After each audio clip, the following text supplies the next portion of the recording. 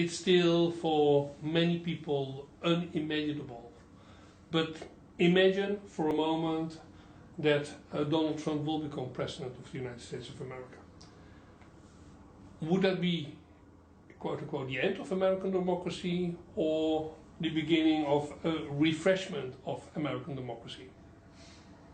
One never knows, but I don't think it will be the end. I mean, I think it somewhat depends on how Donald Trump governs. I mean, one thing I can say is that I don't think we know very much about Donald Trump, which is one of the things that's scary about him, but also one of the things that's exciting about him.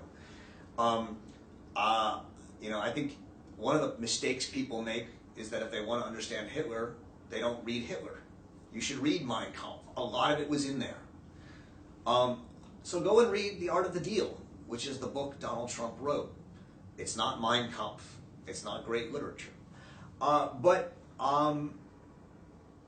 I think you can see page by page, step by step, what he's doing as a presidential candidate. It's a book about a businessman who has a chip on his shoulder, who wants to make deals because he thinks it's fun. He actually has fun making deals. And he takes very seriously the fun about bringing people together and saying, you're going to sell this guy that, he's going to sell you this, and you're going to sell me this. And they say no, and he makes it happen, right?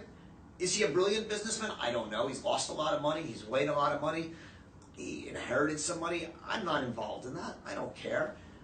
But I don't think Donald Trump's an ideologue. I don't think he's a racist.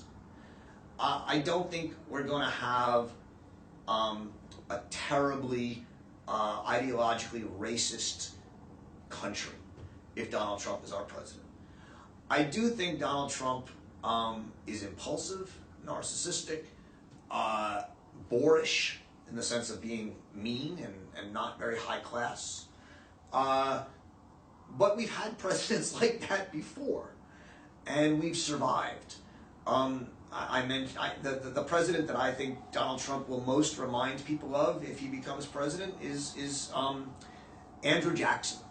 Andrew Jackson was a general, low class, swore, cursed, didn't dress well, really not what we think of as a gentleman. And yet he was one of the most powerful and most important presidents in the history of America. He's the one who really made America into democracy. Prior to Andrew Jackson, America was a federal republican, a constitutional republic, and Jackson started the political parties as real political forces, and he started fundraising. He was the beginning of fundraising for politics in the United States. He was the beginning of a populist, democratically elected president who just terrified the elites of this country, terrified them, and hated them, and they hated him. And he did away with the Federal Reserve, the National Bank of the United States, currently the Federal Reserve, against all their objections. When the Supreme Court told him that he couldn't kick the Indians, Native Americans, off their land, he said, let the Supreme Court and their army stop me. He basically governed as a populist, democratic tyrant. And yet, he was probably the most popular and democratic president we've had. We survived that. My hope is that Trump wouldn't be that bad, and we'd survive him too. We may actually get some good things from Donald Trump, just like there's a lot of good things that came out of Andrew Jackson's presidency. He's considered one of the most important presidents in the country.